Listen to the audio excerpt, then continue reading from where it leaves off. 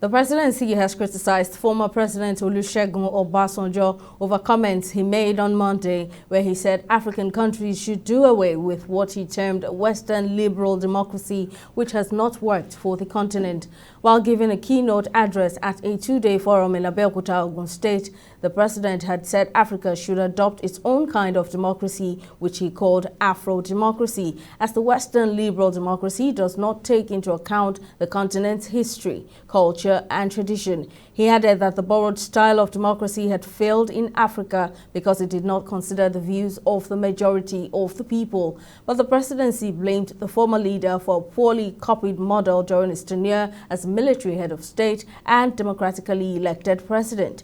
Reacting to these statements, civil society activist Arms Free Ajanoku says the content and outcomes of democratic processes remain a critical component, adding that people desire a democracy of development, decent governance, and improved living.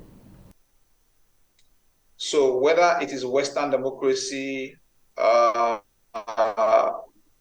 any other form of democracy, the reality is that what we should be focusing on is the content and the outcome of democratic processes. So there are countries that have practiced, Western democracy in the form that they have practiced it and they have made progress. So we think that debate distract, or detract from what we should be talking about in terms of what is democracy producing as its outcomes. So it's not about form. You can talk about any form, but what the people want is to ensure that democracy translates into development. So whether you want to talk about Afro-democracy like he suggested, the question is, will it translate into development? Will it translate into good governance? And will it address the issues in the lives of citizens? That's the core of the question, and that is what the people want to hear.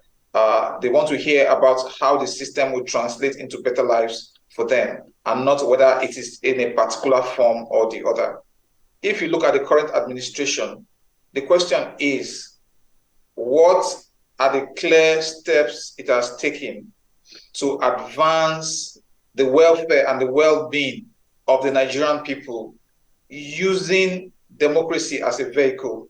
So if they are blaming Obasanjo, for us in civil society, that's a distraction.